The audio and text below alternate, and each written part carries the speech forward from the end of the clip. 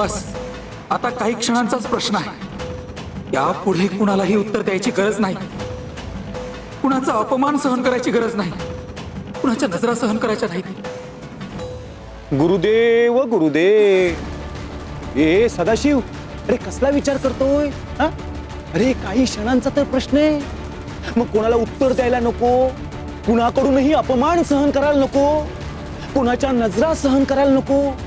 गुरुदेव गुरुदेव।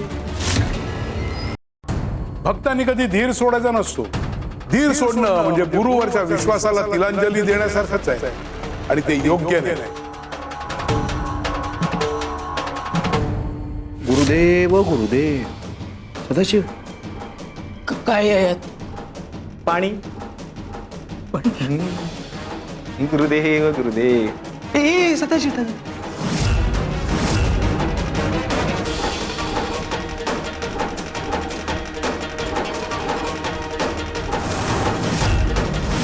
काय आहे हे? पहिला मार्ग विष।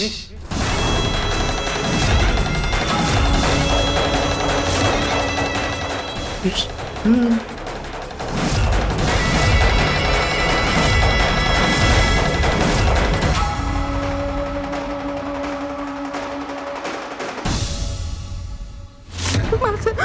माझा देव आहे ते, देव माझा माझा माझा देव। हो बाळा, माझा देव, देव तुझाच देवे। ते देव माझा माझा माझा माझा देव। रेणुका बाळा शांत हो। देव देव देव माझा माझा हो हो हो, रेणुका, स्वामी देवा,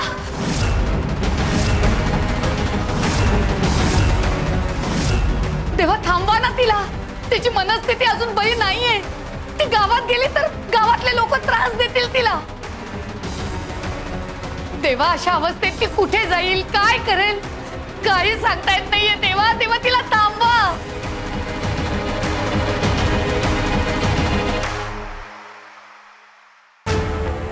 जाऊ दे तिला। काही जणांना भरकटल्यानंतरच वाट सापडते। कधी कधी वाट दाखवण्यासाठी गुरुंनी बरोबर चालायचं नसतं, तर लांब उभं राहून त्या शिष्याला त्याची वाट शोधून द्यायची असते। शिवशंकर शंभो। काय झालं रे? हा? नाही नाही, मला हे नकोय। ए गिरे, गुरुदेव गुरुदेव। मला असं मरण नकोय, याने मी तडफडून मरेन। असं मरण नकोय मला। काळजी करू नको, आपल्याकडे दुसरा मार्ग आहे। दुसरा मार्ग? गुरुदेव गुरुदेव।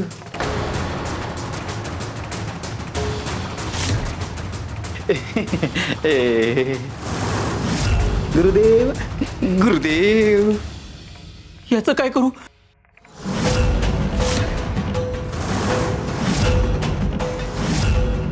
दुसरा मार्ग। गुरुदेव गुरुदेव।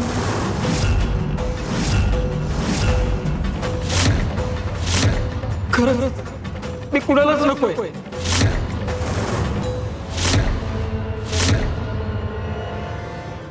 अरे तुमच्या मुलाला एवढा मोठा आजार आहे हे तुम्ही आमच्यापासून लपवलं। हे लग्न आत्ताच्या आत्ता मोडलं। सदाशिव, तू आत्ताच्या आत्ता या घरातून निघून जा। कोण आलेला मुलगा माझ्या घरात राहणार नाही। चालतो इथून। आम्ही तुला बरं करणार नाही।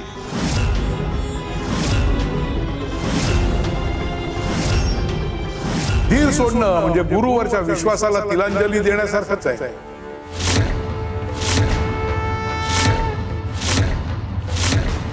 ज्याच्या प्रारब्धात जे लिहिलंय तेच घडणार, कोणीही ते चुकवू शकणार नाही। कोणी कितीही प्रयत्न केले, कितीही ताकद लावली, तरी प्रारब्धापासून कोणाची सुटका होत नाही। पण स्वामी देवा, रेणुकाच्या प्रारब्धात नक्की आहे तरी काय? अहो, तिच्या वाट्याला हे असं दुःख का आलंय? इतरांसारखं साधं सोपं सरळ आयुष्य का नाही हो तिला मिळालं? तिच्या आयुष्यात एवढं दुःख का? सुखी आयुष्य केवळ प्रारब्धाने मिळत नाही, सुखी आयुष्य गुरूंच्या कृपेने मिळतं। पण गुरुची कृपा व्हायची असेल तर आयुष्यात तग धरावा लागतो. संकट आली म्हणून श्रद्धा सोडायची नाही, दुःख आलं म्हणून विश्वास सोडायचा नाही. आणि विश्वास डगमगला की मग आयुष्य डगमगतं. ज्याच्या मनात विश्वासाचा दिवा तेवत राहतो त्याच्यासाठी अंधार कितीही मोठा असला तरी गुरुची कृपा त्याला वाट दाखवते. आणि ज्यांनी संकटाच्या वेळी गुरुवरचा विश्वास सोडला त्याला प्रकाश समोर असूनही अंधारच दिसतो.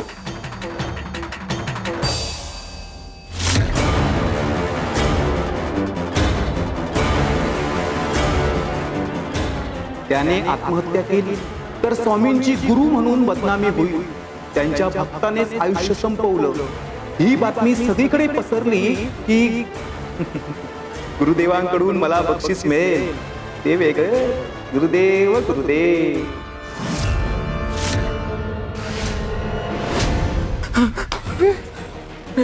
नाही ए, ए, ए, सदाशिव आता काय झालं? हा?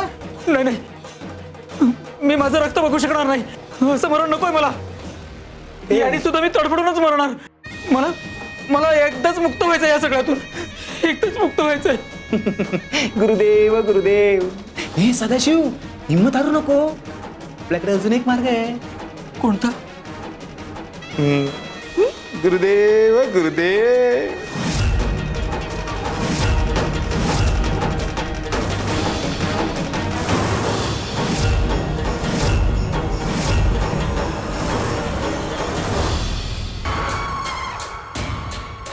गुरुदेव गुरुदेव.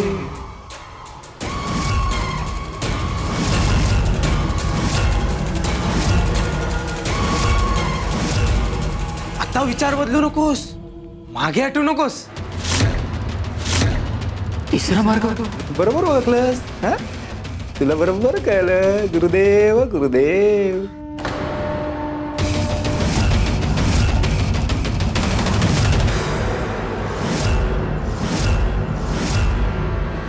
आता हा विचार बदलणारही नाही आणि यावेळी हा सुटणारही नाही. गुरुदेव गुरुदेव. पागल, हमारा बच्चा है तू. हमारा बच्चा कभी डरता नहीं और मरता भी नहीं. शिव शंकर शंभो. स्वामी स्वामी. बरं झालं गेली. अहो मी सगळीकडे पाहिलं रेणुकाला, कुठेच नाही हो ती. कुठे गेली असेल बिचारी.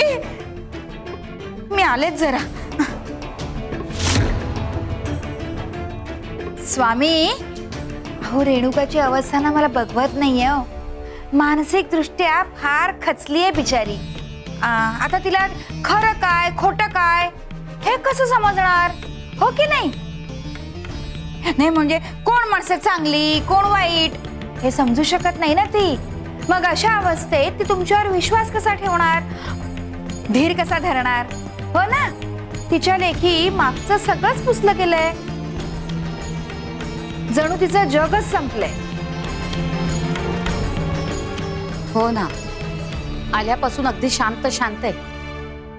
कसली तरी भीती सतावतीये तिला. घाबरू नका, सगळं पुसलं गेलेलं नाहीये. म्हणजे स्वामी? तिच्या डोक्यावर परिणाम झालाय पण मनावर नाही.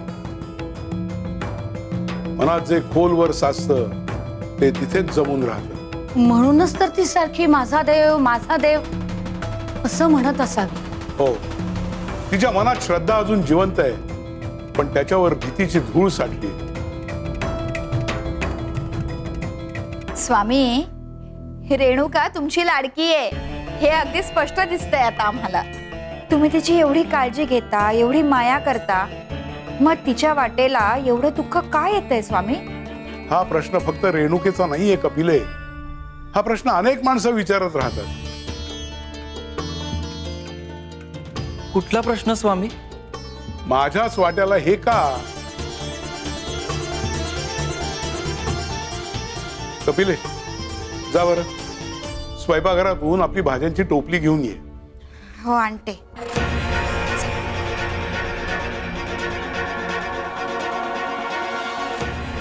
स्वामी, भाज्या.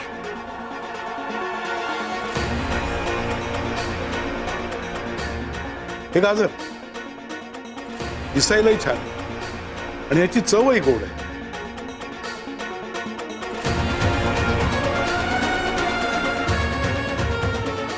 ही पौष्टिक आहे.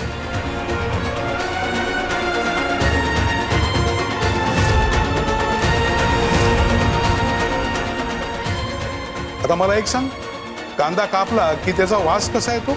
उग्र. कांदा दिसायला काही फार सुंदर नाही आणि त्याचा वासही उग्र आहे. कांद्यालाही कधी कधी हे वाटत असेल ना की माझ्याच वाट्याला हे का, हो स्वामी. पण हाच कांदा जेवणाची चव वाढवतो. चिरताना डोळ्यातून अश्रू येतात तरी भाजी आणताना सगळे लोक आधी कांदा घेतात. म्हणजे तेव्हा दिसायला साधं असलं तरी त्याचं महत्व वेगळं असतं. हे बरोबर. माणसाचंही असंच असतं.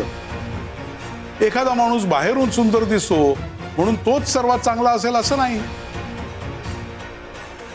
आणि एखाद्याच्या आयुष्यात दुःख आहे म्हणून तो कमी महत्वाचा होत नाही. काहींच्या वाट्याला गोड दिवस येतात आणि काहींच्या वाट्याला अश्रू येतात.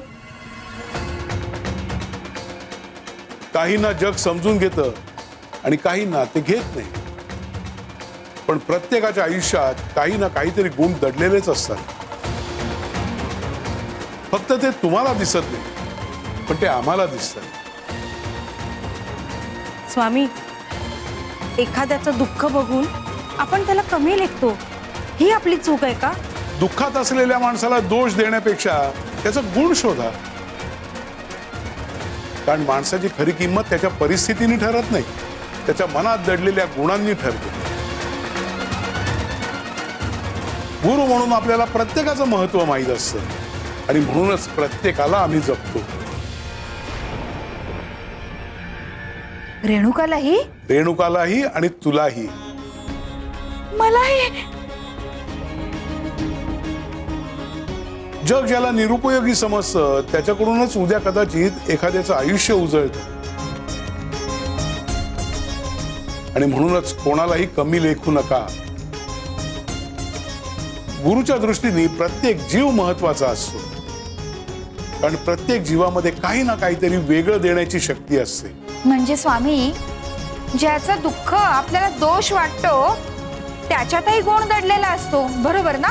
हो कपिले, पण ते गुण दिसण्यासाठी माणसाला कधी कधी थांबावं लागतं.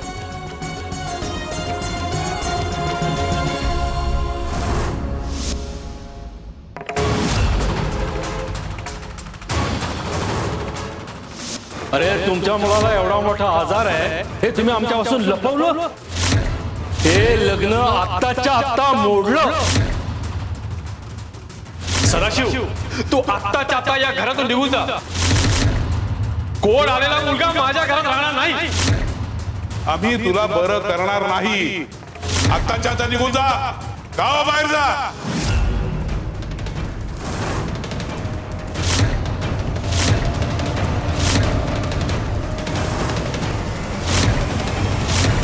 सुंदरे, कोयता घेऊन ये.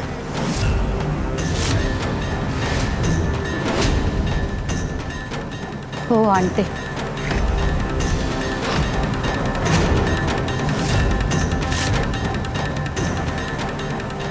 हे घे स्वामी.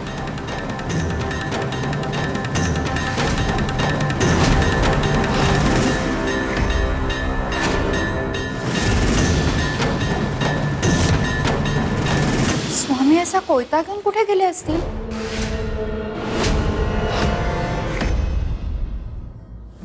बस आता काही क्षणांचाच प्रश्न आहे. यापुढे कुणालाही उत्तर द्यायची गरज नाही. कुणाचा अपमान सहन करायची गरज नाही. कुणाच्या नजरा सहन करायच्या नाहीत. गुरुदेव गुरुदेव. ए सदाशिव, अरे कसला विचार करतोय हा? अरे काही क्षणांचा तर प्रश्न आहे. मग कोणाला उत्तर द्यायला नको, कुणाकडूनही अपमान सहन करायला नको, कुणाच्या नजरा सहन करायला नको. गुरुदेव गुरुदेव. हो, संपून टाक सगळं. तुझ्या दुःखातनं सुटका होईल एकदाची. ए सदाशिव, आता जास्त विचार करू नको, मागे हटू नको. अरे तिसरा मार्ग ए, गुरुदेव गुरुदेव. ज्या शरीराला जगाने नाकारलं, ज्या शरीराला माझ्या वडिलांनी कलंक म्हटलं, ते शरीर घेऊन मी काय करू? ज्या स्वामींवर विश्वास ठेवला त्या स्वामींनी मला त्यांच्या स्थानातून हकलून दिलं. गुरुदेव गुरुदेव. माझं जगणं जर कुणाला नको असेल तर माझ्या जगण्याला अर्थ तरी काय?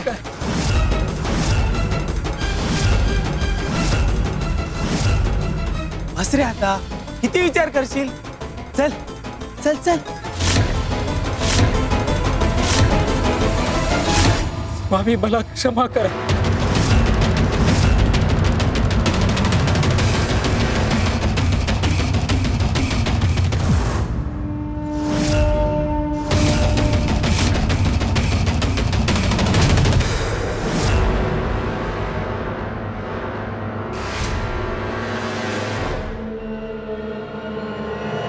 श्री स्वामी समर्थ. गुरुदेव गुरुदेव. ए सदाशिव, डाव नको, उजवा टाक, उजवा. जीव पटकन जाईल हा. गुरुदेव गुरुदेव. गुरुदेव गुरुदेव.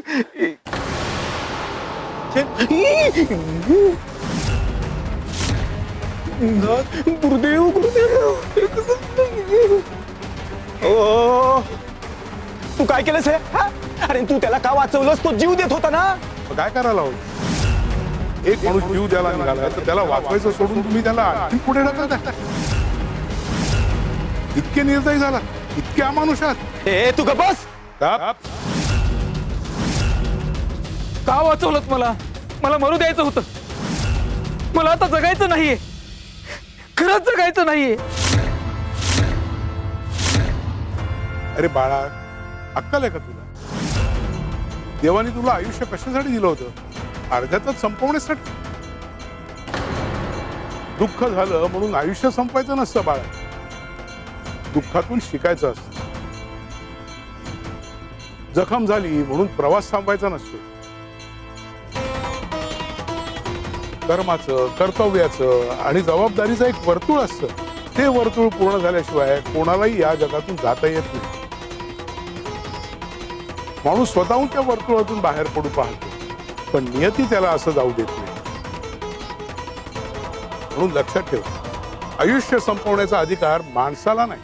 कारण हे आयुष्य त्याचं एकट्याचं नसतं. त्याच्याशी जोडलेल्या अनेक जीवांचं, अनेक कर्मांचं आणि अनेक जबाबदाऱ्यांचा तो एक धागा असतो. स्वामीचा भक्त म्हणतोस ना, मग तू अशी हार मानतोस? अरे जगाने नाकारलं म्हणून तू नाकारला जात नाहीये. पुढे तुला कलंक म्हटलं म्हणून तू कलंकही होत नाही. अरे बाबा, तुला नाकारणारे तुझी किंमत ठरवत नसतात. तुझ्या कर्माने तुझी किंमत ठरत असते.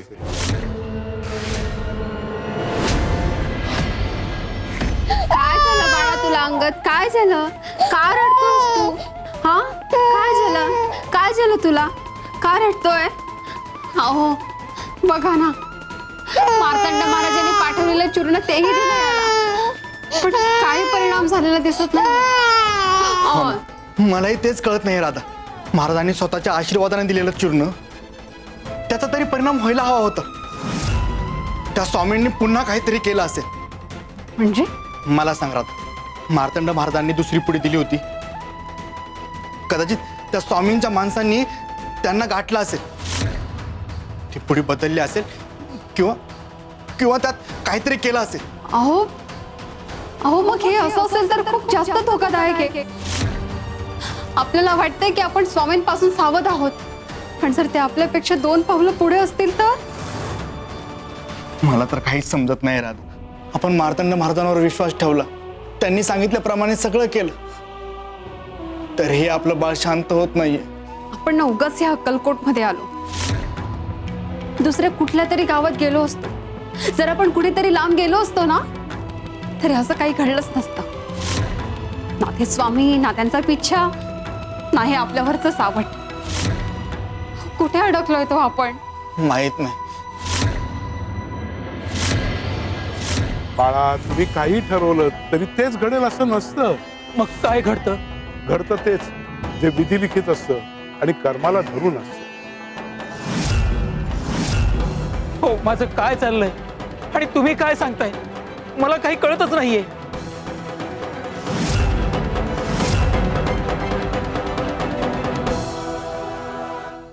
हे घे आणि आता त्या समोरच्या भिंतीवर जोराने फेकून मार. मार तर खरी. गुरुदेव गुरुदेव.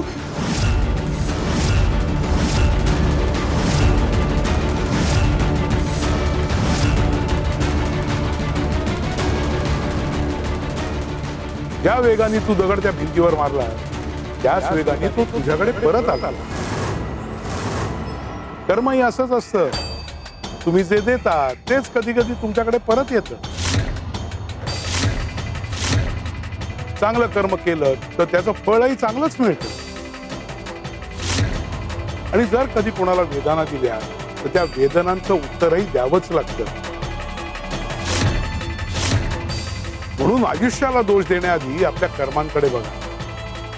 कारण माणूस आपल्या मनाने भविष्य ठरवतो, पण त्याचं भविष्य त्याच्या कर्मांनी लिहिलेलं असतं. जसं कर्म तसं उत्तर.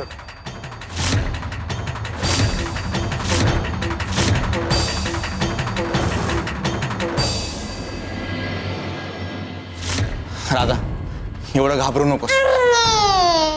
मार्तंड महाराज आहेत ह्या गावात म्हणून आपण इथे आलो ना. ते आपलं रक्षण करतील. ते आहेत आपल्या पाठीशी. पण कोण आहे? कोण आहे बाहेर?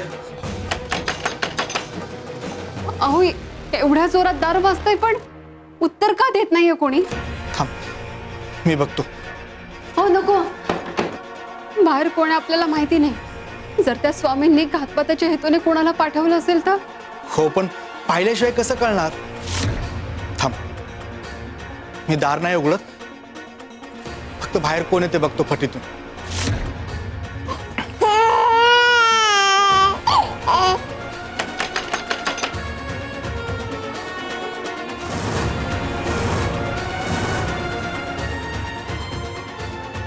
राधा, बाहेर कोणीच नाहीये. काय?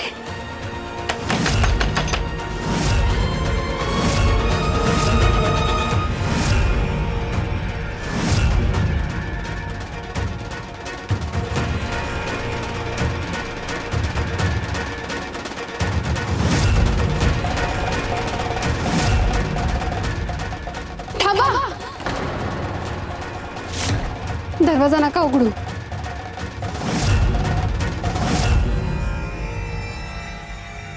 ठीक आहे, नाही उघडत.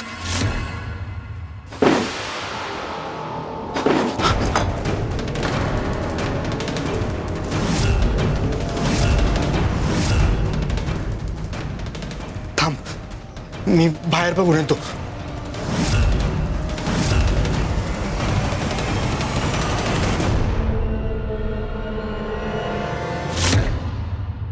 स्वामी हे सगळं आम्हाला घाबरवण्यासाठी करताय की काहीतरी संकेत देत आहे? बाळा, स्वामी संकेत देत असतात, पण ते ओळखायचे असतात. आपण अनेकदा आपल्याला जे उत्तर हवंय तेच शोधत असतो आणि मग गुरुनी दिलेला संकेत आपल्याला दिसतही नाही. तू म्हणतोयस ना स्वामींनी तुला झिडकारलं म्हणून, पण तसं करताना स्वामींनी तुला काहीतरी तर सांगितलंच असणार ना. त्याला सांग, आधी दुसऱ्याच्या मनातलं पोट बरं कर, मग त्याच्यावर उपचार करायचा का नाही ते आम्ही ठरवू.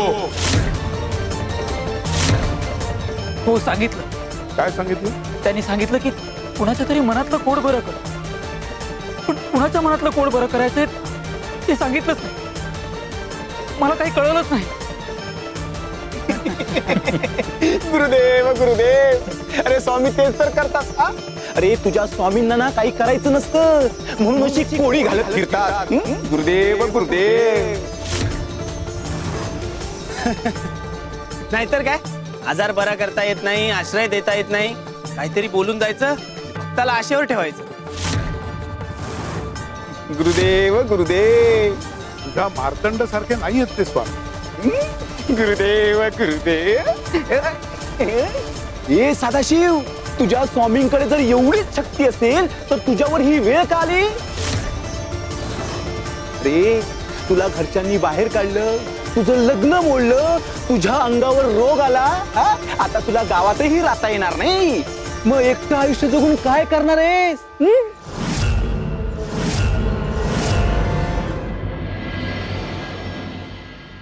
हे काय? ही कमळाची कळी. हे तोडलं गेलं. जसं तुला घरातून बाहेर काढलं गेलं, तुला वाईट टाकलं गेलं. आता हिलाही वाटत असेल ना, माझं आयुष्य संपलं, आता माझं काय होणार? माझ्यासाठी पुढे काहीच उरलेलं नाहीये. काय रे, तुम्हाला काय वाटतं? कोमेजून जाईल. अहो, याच्यात उरलं तरी काय? हा? गुरुदेव गुरुदेव. हे गे रे, ते समोर पाण्याचं डबकं दिसतंय ना, त्याच्यात ठेव. देव गुरुदेव.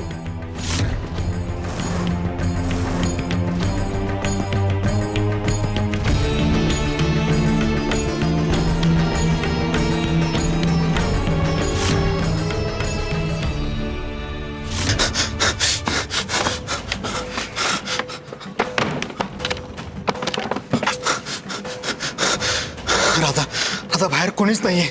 मी सगळीकडे बघितलं, घराच्या आजूबाजूला रस्त्यात कोणीच नाही दिसलं. मग मग दार कसं वाजलं?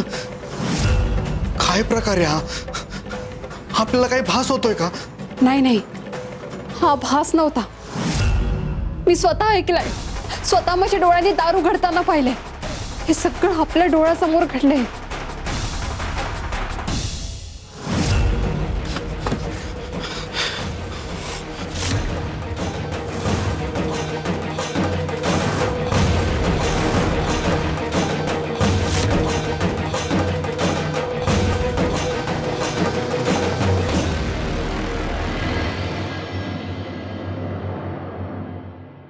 मला एक कळत नाहीये, जर त्या मार्तंड महाराजांनी आपल्या घराभोवती सुरक्षा कवच उभं केलंय, तर ते स्वामी आपल्याला घाबरवण्यात एवढे यशस्वी कसे होत आहेत? मला हाच प्रश्न पडलाय.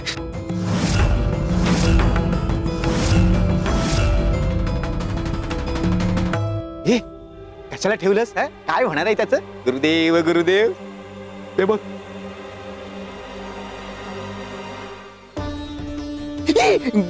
गुरुदेव गुरुदेव.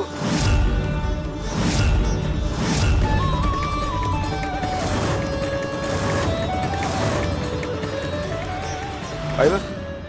तुला वाटलं होतं ना या कळीचं आयुष्य संपलं म्हणून? तुझ्याही आयुष्याचं असंच आहे